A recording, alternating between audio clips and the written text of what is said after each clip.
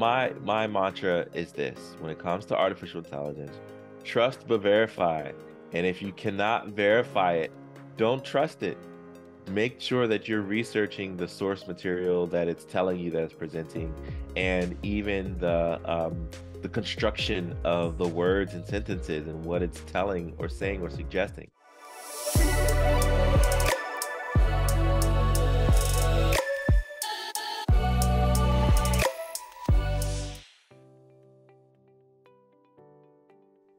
Great. So my name is Joey Price. I'm the president and CEO of a company called Jumpstart HR. We provide outsourced human resources and recruiting services to businesses here in the United States. And the business has been up and running since 2011. So we're celebrating our 12th birthday in November this year. And I'm the founder. So I'm an HR practitioner by trade, HR recruiting. If it's under the umbrella, I've seen it, done it, experienced it. And I live in Maryland, in the United States, and our team is all across the country. So that's me in a nutshell. And because you're listening to this podcast, I should also share that I have a podcast too. It's called While We Were Working, and it's for the people who empower people at work. And you can check it out wherever you get your podcast.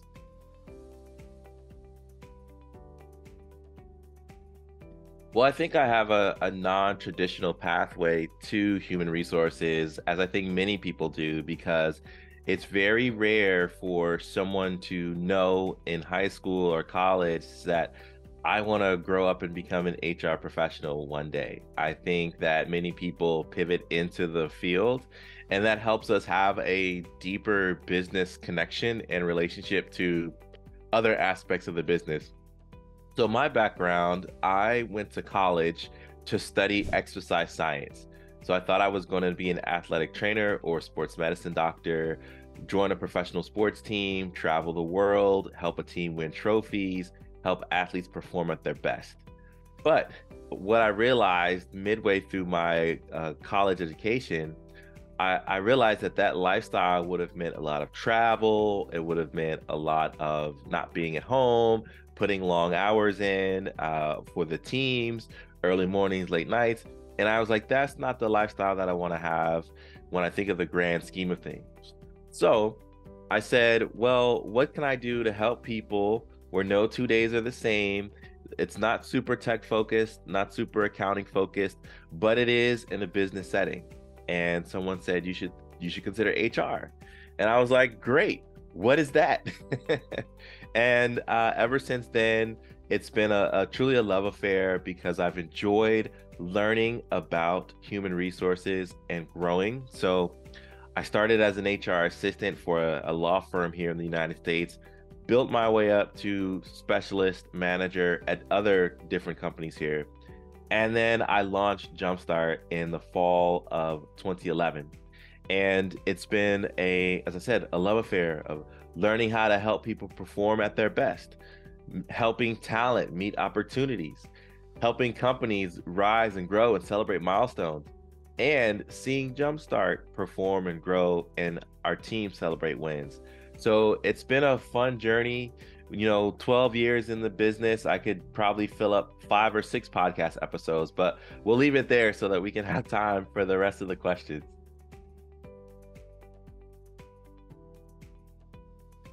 Yeah, I think it's our approach to human resources and the values that we carry in delivering HR to small businesses and startups across the US. And I say that because when I started the company, I wanted us to be different. I don't know about you, but it pains me that the media's portrayal of human resources is that we are a joke, is that we don't add value, it's that we are the punchline. And I wanted companies to realize, especially small businesses that are looking to grow, that, hey, if you want a really talented team, it's not just the fact that you have a great product. It's not just the fact that you know your market. You've got to identify, build, and shape the people in your business. And who better to do that for you than a recruiting team and an HR team that loves what they do, love people, and have a unique value set to drive change and transformation. So that's what helps set us apart is our values, what we believe about our industry, what we believe about ourselves, and the difference that we make for our customers day in and day out.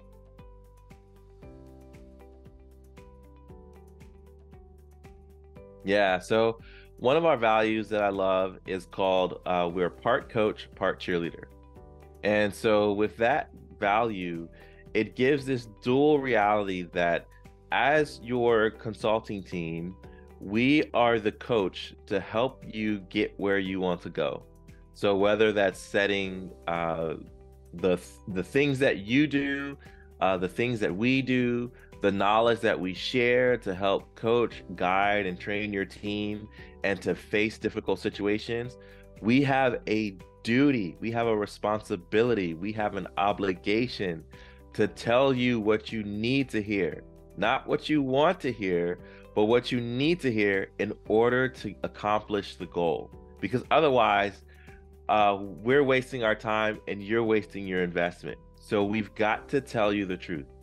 But the other part of that, and what helps separate us with HR in general and how we're perceived, or recruiting and how we're perceived, is that we're the cheerleader as well.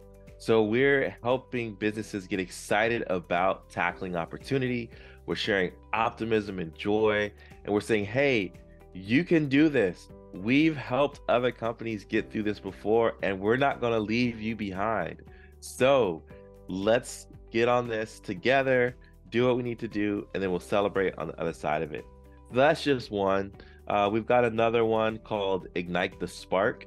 And so that's where we help companies and employees really and truly embrace the value and quality that really good HR brings to their organization. For some people, this may be the first time that they've really and truly experienced a positive relationship with the HR function and with the recruiting function. So we want to ignite that spark with people, give them a jump start, let them know that great HR is possible and it has a great impact on business.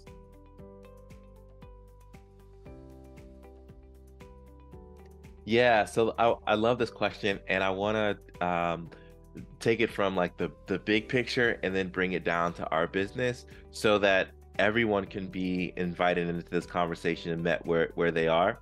So we typically know that HR has this identity crisis where it's always like HR wants a seat at the table. HR wants a seat at the table. So HR wants a seat at the table.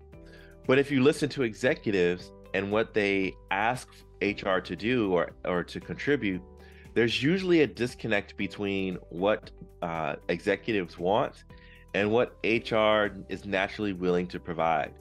And so we often take a look at this and say, well, executives just don't understand.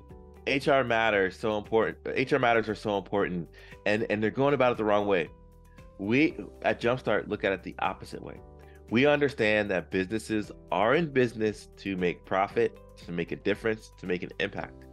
And if you want to have a seat at the table, you've got to start with the executive goals and strategy of the organization, and then figure out how can you, in your unique expertise, help those goals and strategies come to pass.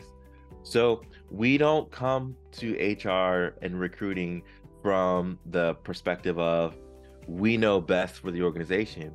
We take a look at what the goals and strategy objectives are and say, okay, with our expertise, what tools do we lend to this situation to help build what they want to build? And so it lends to have a greater relationship with the executive team because there's a better working relationship. It's not adversarial. And then the team and colleagues that are in these organizations respect and trust us as well because we work to understand the other side as opposed to working to be understood. And it's just a beautiful picture of working together to advance a team's goals and help them celebrate. So for the HR pros, recruiters out there, you've got to be able to talk the language of business. You've got to be able to put your preferences aside and say, okay, well, what are we all trying to accomplish? And how can I influence the CEO? How can I influence marketing? How can I influence accounting? How can I influence new hires? How can I influence those who are veterans in the organization? And if you have that approach, you'll see that you'll make a much bigger impact. And that's what we do day in and day out.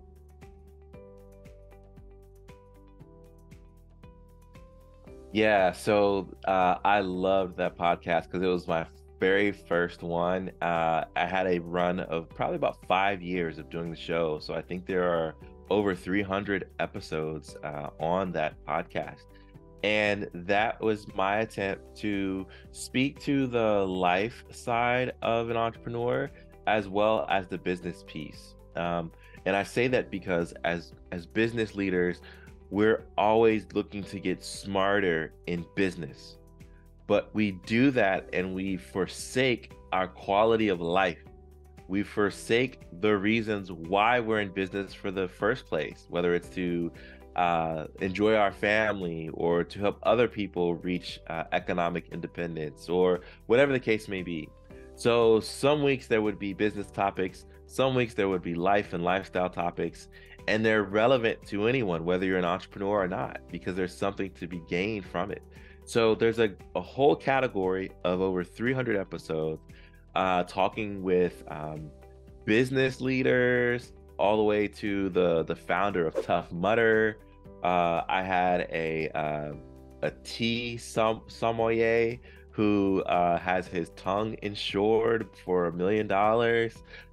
There are some fun conversations there that you should check out at Business Life and Coffee, wherever podcasts are sold. Or well, it's free. It's not sold, it's free.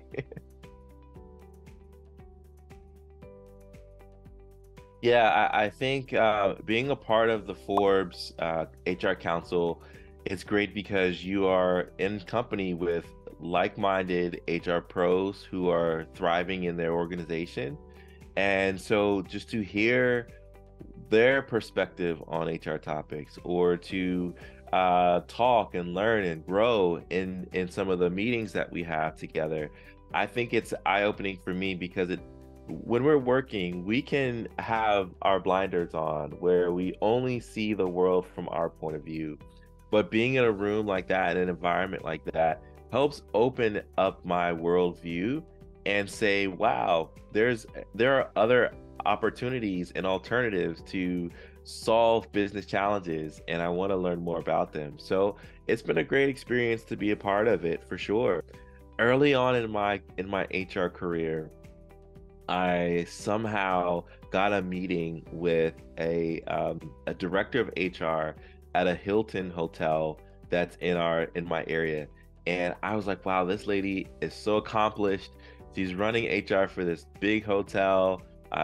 One day I want to be like her, right? Well, I joined the Forbes HR Council, and lo and behold, she's also a member. So we got to connect. She remembered me, and that had to have been over 12 years when we first initially connected with one another. But it's definitely a joy to be in the community with such great HR leaders.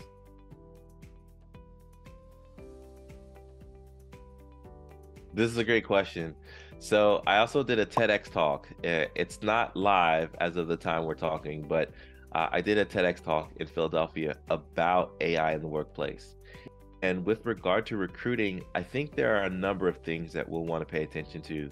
Some are going to be great, and some will present more challenges.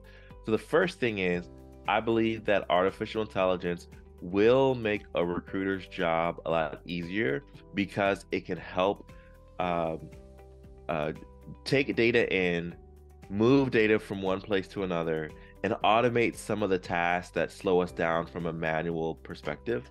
For example, if you want to extend an offer to a candidate, there will be a day, and there currently is a day now with some of the tools that are out there, where you can push a button and generate an offer letter. You would be able to change the tone of the message. You would be able to include what offers, what the company offers, and exclude what the company doesn't. You'll be able to send it over email. You'll be able to add a digital signature. So it will help with a lot of the tactical things so that you as a recruiter can free yourself up to the things that only you can do, like spending time with the candidates, getting to know the hiring manager's needs a lot better. So that's going to be a positive. One thing that we will be challenged with, though, is we still haven't figured out how to make unbiased artificial intelligence. And so, what that means is we're going to have even more oversight into the outcomes and outputs that we're seeing from artificial intelligence so that we can ensure that we remain ethical workplaces in how we hire, how we qualify talent, how we move people along the recruiting process, and that we can justify them.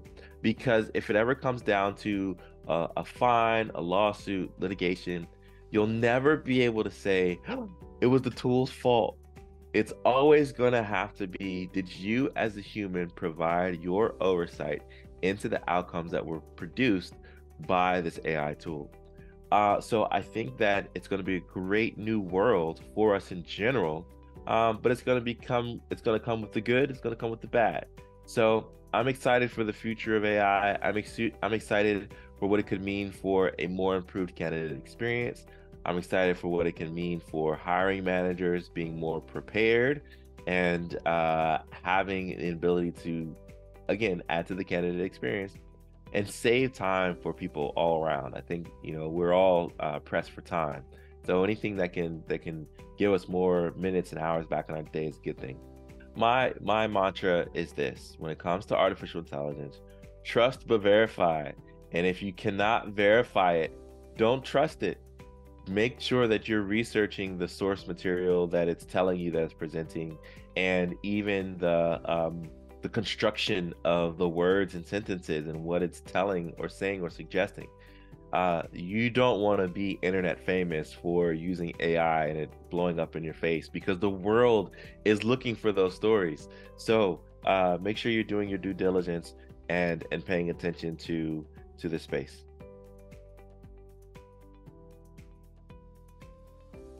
Well, I am a big listener of podcasts. I think I'm listening to podcasts anytime I'm in my car going somewhere, or if I'm doing chores around the house. Obviously, I'm paying attention to articles on SHRM, reading blogs. I also, I look at things from the standpoint of like Glassdoor and reviews and what candidates are saying about their experience in businesses. And so I take that information specifically and say, oh, well, if we were running that search, what would we have done differently to create a better outcome for all people? So yeah, I'm listening to podcasts. There are a few voices on social media that I pay attention to, blogs and industry articles. And then I'm looking at the source material. I'm looking at Glassdoor or reviews on, for example, Indeed as well, and just saying, what would I have done to make the search different?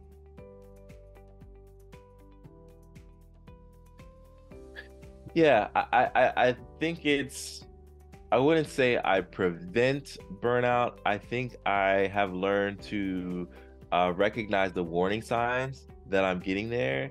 And then once I've reached it, or if I reach it, try to mitigate it and pull it back. I love what I get to do with our team. And so if you threw me on an island with internet access and power and a laptop, I'm probably gonna work because I just love it. But it's not ultimately gonna be the best thing to do every hour of the day. So what I do is I have very defined work hours. I work from home, but I have very defined work hours. And when I'm in between meetings, one thing that I love to do is to go to my backyard, and we have a garden plot where me, my wife, my kids, right now we're growing strawberries, but we've done strawberries, tomatoes, carrots. We've got a blueberry bush that hasn't quite had any blueberries yet, but one day it's coming, I promise. And so I'll go out there and I'll tend to the garden. Maybe I'll water it. Maybe I'll pull the weeds. It's such a nice change of pace, going from using my brain and being on a screen to going out and using my hands and getting into the dirt. I'll go for walks. So there's a loop in my community where I know if I walk these streets, it's a half mile. So I can do it twice, and then that's a mile. Um, I will, yeah, those are some of the main things that I do is just trying to exercise and get out in the garden so that it just kind of cleanses my palate, so to speak, so that I can go back to work. And then, of course, taking time off on weekends, unplugging, and really having a really good team around. So if, just in case I'm out, people know where they can find answers, and then they know if it's an emergency, how to reach me, and then I'll be able to respond if it is an emergency.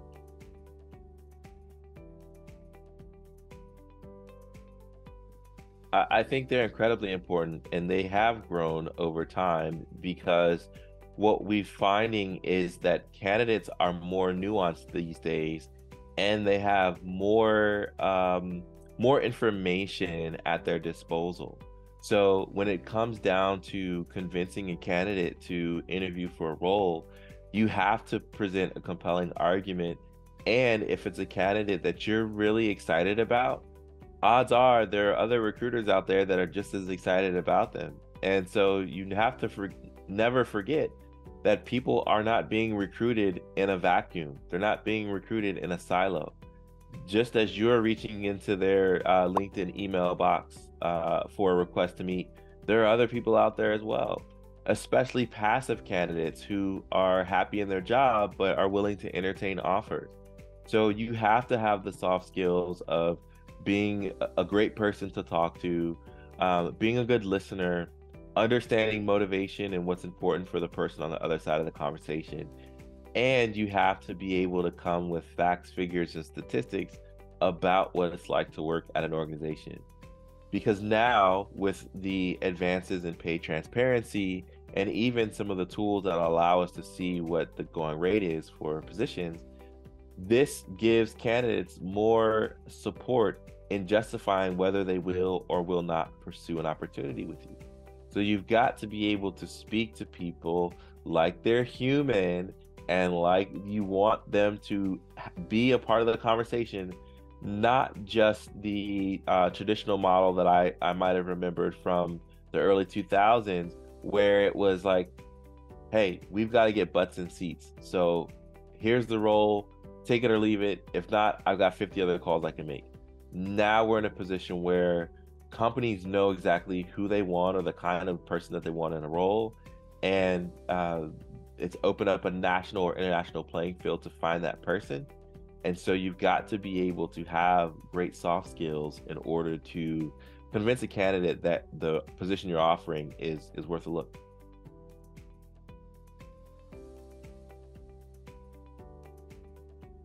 Well, yes, it does, especially during the pandemic.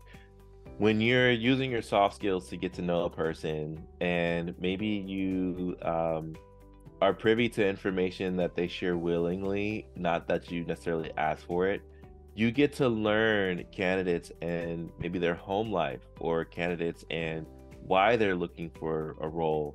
And so, yes, it pains me when we have to reject, the single mom who was unemployed for 3 months and is looking for the next opportunity. It pains me when you have the dad whose kid has a medical condition. The humanity around recruiting will always exist. And so, yes, you celebrate when you're able to create economic opportunity for someone and to help a business meet its objective. But it's also, very tough when the human side of the candidate or the personal life of the candidate you get to know, and you're just unfortunately unable to make things happen. Especially, I've mentioned those scenarios, but when people are saying, well, giving answers to why they're looking for a new role, maybe they're saying, hey, the status of my business, I don't think I think I'm going to be in the next round of layoffs, so I'm trying to find an opportunity. And you want to help people reach that next step. But unfortunately, you can't do that for everyone. So, yeah, there's good and then there's not so good.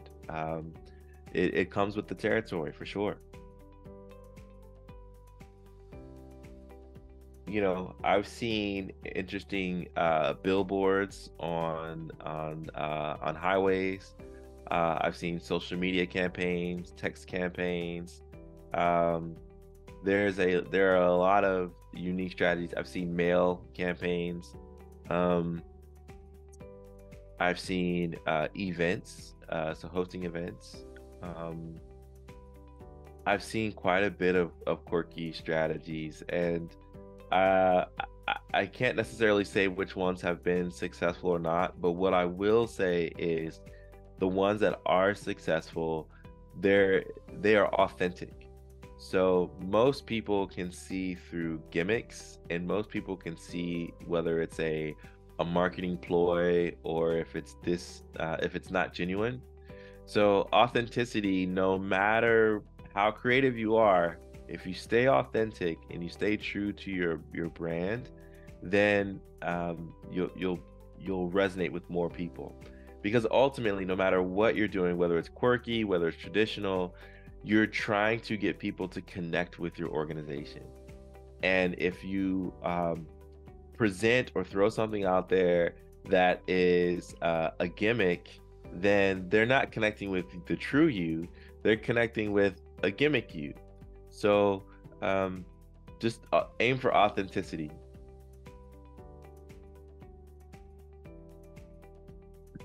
You get to meet great people. So that's a good benefit, meeting great people. Um, you get to place people in roles and you get to see them succeed in organizations. Of course, you know you're connecting on LinkedIn, and so you see their updates as they continue to flourish. I can think about even recruiting within our organization and hiring interns, and so I get to see my interns now who are college students go on to be attorneys, go on to be managers in HR. And so it's great to celebrate people that you identified and help shape and mold their journey.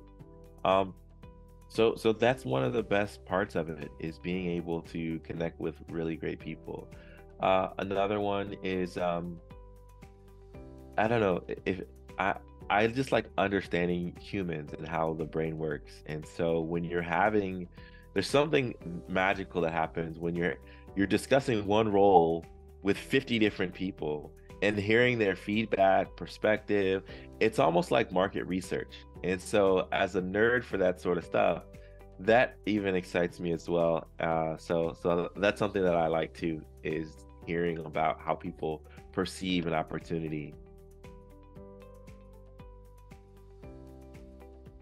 I think the most thrilling is when we are down to the final candidates and I'm presenting a group of candidates, and I can confidently say to a hiring manager, here are the final three.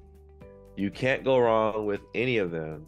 However, here are the developmental goals that you would have for each one, because we know that there's no such thing as a perfect candidate. You've got to hire someone and coach and build and grow them. So I like presenting, I get most excited about presenting um, candidates who are thrilled to be a part of the organization and being able to just speak into their development and say, okay, once we hand them off, these are the things that you should be paying attention to so that they can grow.